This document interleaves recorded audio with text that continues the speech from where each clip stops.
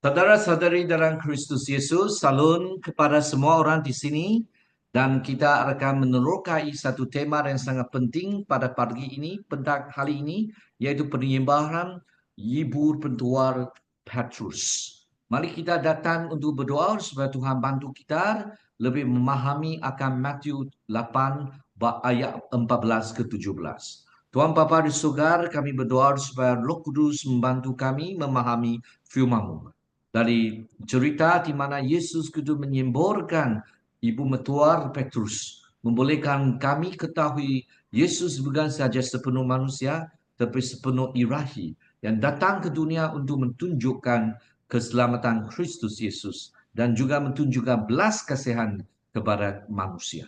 Bantulah kami memahamimu dan ampunlah dosa kami supaya kami sentiasa diperkenan oleh Tuhan Bapa di surga. Dalam nama Yesus Kristus kami berdoa bersama. Amin. Kali ini kita akan menerokai teks Matius 8 ayat 14 dan sampai ke 17.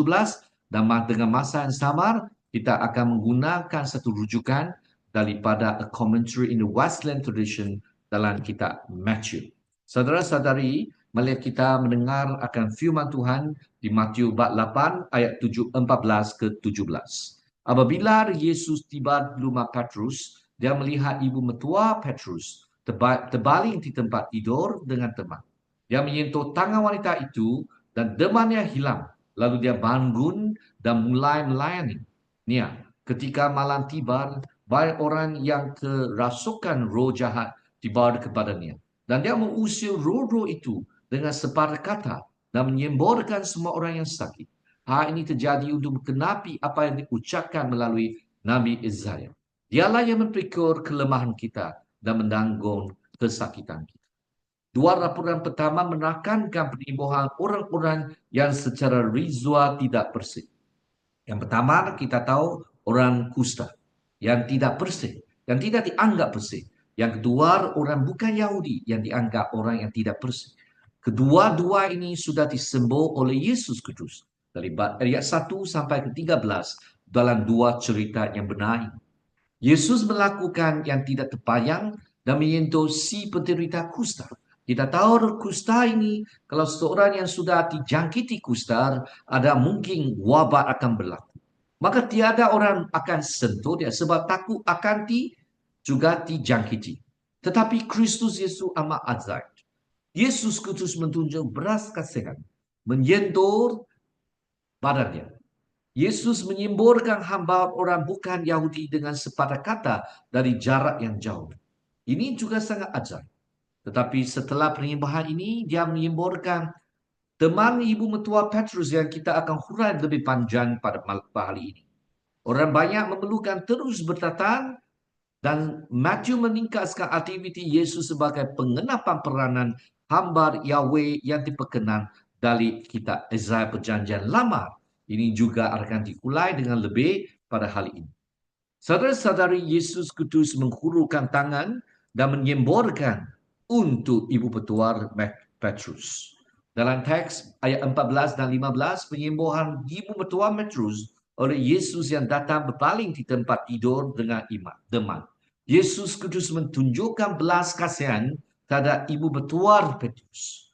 Adalah salah satu kisah tentang kuasanya Yesus Kristus sepenuh ilahi, sepenuh kemanusiaan yang dapat menyemburkan ibu petua Petrus. Demam pada zaman kuno dianggap sebagai penyakit itu sendiri dan bukannya genjar. Saudara-saudari dalam Yesus Kristus, kita lihat model untuk pemerintah. Ibu Petrus dapat melayani mereka selepas dia disemburkan. Kalau kita juga seorang pengikut Yesus, ini ada satu model untuk kita. Selepas kita diselamatkan. Selepas kita memperolehi penyembuhan dari segi rohani. Ada fizikal, ataupun sosial, ataupun psikologis. Kita dapat melayani Tuhan. Menunjukkan kita adalah seorang murid Kristus yang sejati. Ini mungkin juga menekankan model untuk pemerintahan selepas Yesus mengubah seorang yang sudah dipembaharui oleh Yesus adalah penciptaan Tuhan yang baru, oleh itu melayani Jesus Christ, Tuhan Yesus Kristus. Selepas Yesus menyentuh tangan ibu petuar Petrus, sedang demam meninggalkan. Dan dia dipulihkan sepenuhnya. Dia bangun dan mula melayaninya. Matius mengubah pelayani mereka kepada melayaninya. Yesus dan kebolehannya untuk menyemburkan menjadi tumpuan utama dalam kisah-kisah mukjizat dengan sedikit sebutan tentang para murid. Dan selepas ayat 16 dan 17 adalah satu pernyataan ringkasan di mana banyak orang ramai datang kepada Yesus, orang yang sakit, orang yang memerlukan. Yesus menyemburkan mereka. Di sini kita lihat akal selali dalam Markus. Menurut akal selali dalam Markus, Yesus melawat rumah Petrus pada hari Sabat. Selepas mengusir roh yang tidak bersih di Samaut. Bab 1 ayat 21 sampai ke 31 dalam buku kitab Markus. Lautan Yesus ke rumah Petrus berlaku selepas dia melakukan perusiran roh jahat di Samaut. Franz Olan Sarjana Perjanjian Baru berhujah bahawa Matius tidak menunjukkan hal tersebut. Tetapi Matius bab 8 ayat 16a menunjukkan apabila malam tiba. Ramai yang dirasuk syaitan dibawa kepadanya mungkin membayangkan bahawa Yesus melawat rumah Petrus pada hari Sabat. Yesus menyemburkan hamba ketua tentera dengan kata-kata yang diucapkan. Sekarang dia mengusir roh-roh jahat dengan sepatah kata dan menyembarkan semua orang yang sakit. Mok pembebasan ini berbeza daripada perusir setan lain pada zaman Yesus yang akan menggunakan mantra dan teknik yang rumit. Ayat ini juga mencatatkan populariti berterusan pelayanan Yesus Kristus dalam penyembuhan dan pembebasan. Yesus mengingatkan kembali ringkasan awal tentang pelayanan Yesus yang menarik orang ramai yang bersat dari setiap arah. Cahaya pemerintah Tuhan sedang mensingsing bagi mereka yang disemburkan. Mentandakan permulaan pengakhiran pengasingan yang telah mereka dan nenek moyang mereka alami selama beberapa generasi.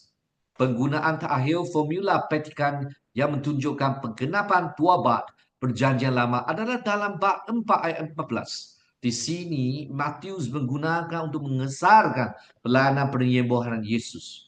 Dalam yang hambar keempat Isaiah, dalam kitab Isaiah bab 52 ayat 13 sampai bab 53 ayat 12. Hamba tersebut yang dianggap sebagai bangsa atau sisa daripadanya akan menghapuskan kutukan perjanjian perasingan yang termasuk penyakit fizikal. Saudara-saudari, dalam Isaiah, hamba itu melaksanakan memulihkan melalui penderitaan, penolakan dan kematian sendiri. Pengguna Isaiah bab 53 ayat 4 oleh Matius dalam Matius bab 8 ayat 17 petikan yang mencerminkan perkandungan pada marasoteks dan bukan Septuagint yang jelas dalam perkara berikut. Saudara-saudara, Matius bab 8 ayat 17 dalam Masuruk teks Isaiah bab 53 ayat 4a. He took out rembonum our infirmity and bore our disease. Surely he took out Nazar our pain and bore our suffering. Yang satu ini mentanggung dosa-dosa Hamadia, kita ada menderita kesakitan untuk kita. Penggunaan dia mengambil oleh Matius mencerminkan dia mengambil dalam Masuruk teks Ibrani Nasa berbanding dengan yang satu itu mendanggung dalam Septuaginta selanjutnya merosot teks membaca penyakit holy dan Matius menggunakan asthenia kesakitan bukannya hamadia dosa-dosa yang terdapat dalam Septuaginta. Pengguna mentanggung oleh Matius, pengguna mendanggung vastajo oleh Matius mencerminkan mendanggung sabar dalam teks Masuruk teknik. Sabar, teks Masuruk adalah teks Ibrani Alkitab yang paling banyak digunakan oleh orang Yahudi. Penggunaan noso penyakit oleh Matius tidak tercermin dalam teks Masoretik atau Septuaginta. Septuaginta adalah terjemah bahasa Yunani dari Perjanjian Lama. Matius menggunakan istilah nosos dalam ringkasan penyembuhan Yesus. Penggunaan ini menarik perhatian pada hubungan antara kutipan ini dengan pelayanan penyembuhan Yesus. Setengah-setengah sejarah mengkaitkan petikan ini yang menggambarkan kerja pemulihan hamba dengan contoh-contoh yang lain Isaiah dalam Matius yang menunjukkan kepada hamba yang menderita. Kesulitan ialah Yesus tidak menderita dalam Matius bab 8 dan 9. Tetapi panggilannya sebagai hamba akhir akan melibatkan penderitaan bagi pihak orang lain. Davis dan Allison, dua sarjana Alkitab terkemuka, percaya bahawa petikan ini sesuai dengan huraian Yesus dalam Matius 8 dan 9. Tanpa kaitan yang kuat dengan penderitaan. Kedua-duanya adalah teologi liberal yang digunakan, yang dikenali sebagai kerja mereka dalam perjanjian baru. Bagi mereka, Yesus mengidentifikasikan dirinya dan kemanusiaan dan pendiriannya sebagai hamba.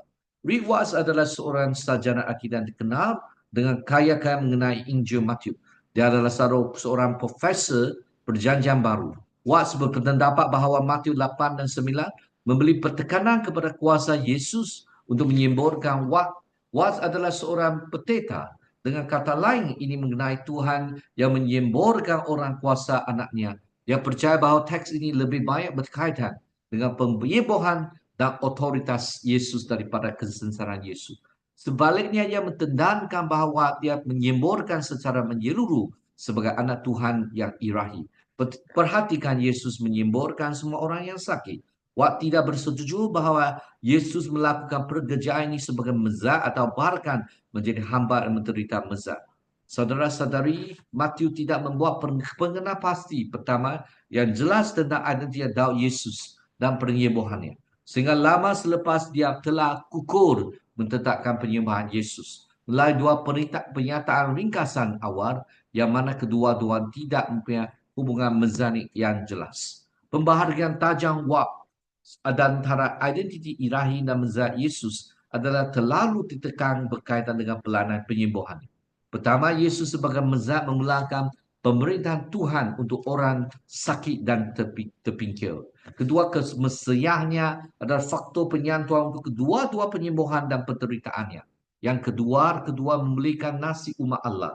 Fakta bahawa Matius membuat perkara ini jelas selepas bab 8 ayat 17 dalam bab 9 ayat 27 dan 28 dan kemudian sekali dalam bab 12 ayat 18 sampai 21 tidak mengurangkan perkara ini. Sebaliknya ia menggesarkan bahawa apa yang sudah tersirat, panggilan besar Yesus sebagai hamba, anak Yahweh, melibatkan penyembuhan dan pengusiran roh yang jahat, membawa pemulihan kepada mereka yang menderita kutukan kehidupan dalam pembuangan.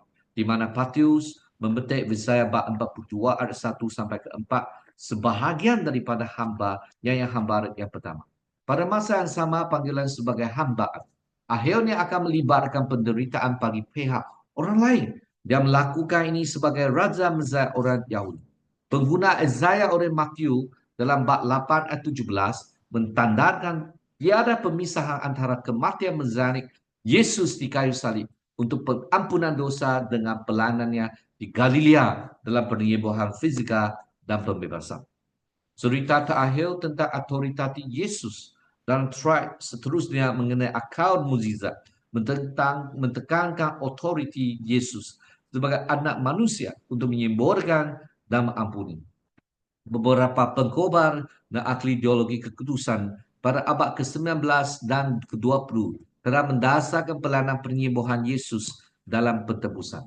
Van D. Weir mengaji belapar individu dalam gerakan kesucian untuk menghubungkan penyembuhan fizikal Yesus dengan pentebusan. Beliau adalah seorang sarjana teologi yang mempegang teologi Pentakosta dan berkhidmat dalam gereja Pentakosta. Mereka mendakwa bahawa memandangkan penyakit pada asalnya memasuki ciptaan melalui dosa Adam dan Hawa dan bahawa pentebusan meliputi dosa ini. Penyembuhan boleh berlaku sekala. Dengan cara ini, Yesus benar-benar mengambil penyakit kita dan menanggung penderitaan kita. Tetapi untuk mentekankan bahawa penyembuhan mesti selalu terjadi kerana karya Yesus Kristus telah selesai adalah langkah yang terlalu jauh. Petikan Matius daripada Isaiah dalam bab 8 ayat 17 menunjukkan bahawa Yesus melakukan pekerjaan ini sebagai hamba Yahweh. Kerana hati Tuhan prihatin dengan pemulihan yang sepenuhnya individu secara fizikal, keagamaan dan sosial. Sebalik sehajar ibu mertua Petrus disemburkan, dia mula melayani Yesus yang melupakan perkara yang secara semula jadi akan dilakukan apabila tetamu berada di rumah. Hati Bapa surgawi kita yang dinyatakan dalam peranan Yesus, Tuhan ingin menyembuhkan dan memulihkan seluruh dunia, seluruh diri manusia. Semoga kita sedar akan cara-cara Tuhan akan menggunakan kita untuk melanjutkan pelayanan Yesus seperti yang digambarkan dalam ayat ini. Saudara-saudari kita sebagai pengikut Yesus, walaupun kita bukan Tuhan, kita memang manusia. Tetapi apabila kita doa, akan mungkin Tuhan menyembuhkan hati dan juga fizikal mereka. Tetapi lebih-lebih lagi, kita sebagai penginjil, penyembar Injil Kristus Yesus. Apabila kita dengan hati yang tulus, kita mengasihi mereka dan menyembar Injil kepada mereka, mereka akan memperolehi hiburan dan keselamatan kalau Tuhan izin dan iman dilahirkan. Saudara-saudara kita juga akan melipatkan diri dalam pentebusan dan juga penyembuhan Kristus Yesus dalam setiap individu yang kita kenal. Saudara-saudari, semoga Tuhan memberkati. Mari kita doa bersama. Tuhan Bapa di surga, kami amat memerlukan Tuhan untuk pimpin kami sebagai saluran berkat kepada lebih banyak orang. Khususnya mereka yang sakit dalam fizikal, sosial, kerohanian dan juga psikologikal. Kami tahu dengan diri kami tidak dapat buat apa. Tapi darah Yesus sudah dicurahkan di atas salib. Semua yang percaya Yesus dengan hati yang tulus, bertaubat, bertarusan, akan memperolehi pengampunan. Dan pengampunan dan kebenaran Tuhan akan kuduskan dan memberi kami kehidupan yang baru. Puji dan syukur atas karunia Tuhan. Dalam nama Yesus Kristus kami berdoa bersama. Amin. Semoga Tuhan memberkatimu dan juga sekeluarga dan kita jumpa lagi.